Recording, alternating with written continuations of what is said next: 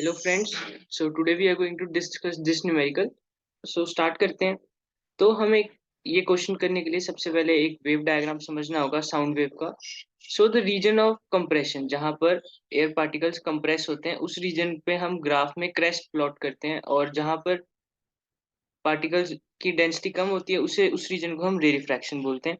तो ग्राफ कुछ इस तरह से बनता है हमारा। यहाँ पर बना लेते हैं ग्राफ को अपने। So these are the x axis and y axis of our graph. तो one complete cycle of a sound wave, ठीक है। So distance travelled by sound wave in one complete cycle, distance travelled by a sound wave in one complete cycle, उसी को ही क्या बोलते हैं हम? Wavelength, ठीक है। उसी को ही क्या बोलते हैं? वेवलेंथ। तो अब देख सकते हैं एक कंप्लीट साइकिल अगर हम ग्राफ में देखें अपने, तो एक कंप्लीट साइकिल ये है, ठीक है। तो आप ऐसा भी बोल सकते हैं, wavelength is the distance between two compressions, ठीक है। या फिर wavelength is the distance between two crest, ठीक है। तो आप ऐसा भी बोल सकते हैं।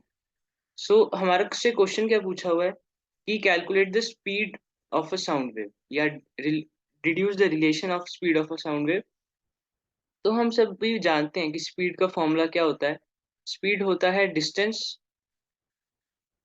Speed is distance upon time, ठीक है, या total distance upon total time.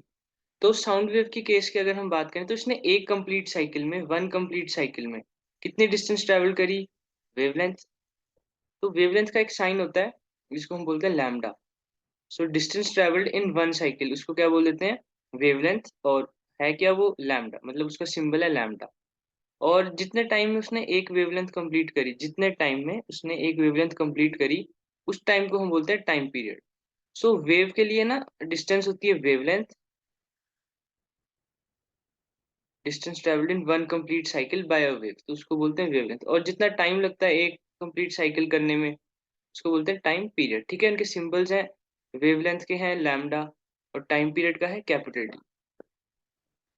Okay. सो यहाँ तक हमारे पास एक रिलेशन बन जाता है, v is equal to lambda upon T. v is equal to lambda upon T. तो वन बाय टाइम पीरियड को हम फ्रीक्वेंसी बोलते हैं, वन बाय टाइम पीरियड को क्या बोलते हैं? फ्रीक्वेंसी।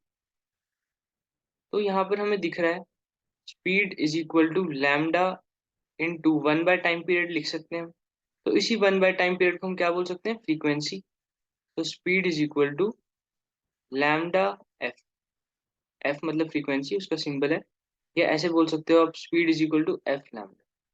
सो ये हमारा बन जाता है क्वेश्चन, और यही हमारा फाइनल आंसर है। हमसे पूछा गया था कि रिलेशन बताओ स्पीड का, speed of a sound wave, उसकी फ्रीक्वेंसी और वेवलेंथ का, ठीक है। तो हमने देखो फ्रीक्वेंसी भी आ गई हमारे रिलेशन में, और वेवलेंथ भी आ गई, ठीक है। और उसको किसके साथ रिलेट कर दिया हमने? साउंड की स्पीड के साथ, ठीक है। So one by time period को हम फ्रीक्वेंसी बोलते हैं, और स्पीड का फॉर्मूले से हमने स्टार्ट करा, और लास्ट में कहाँ पर पहुंच गए? अल्टीमेट फॉर्मूला पर। ओके। सो आई होप आपको ये क्वेश्चन समझ आ गया। Thank you.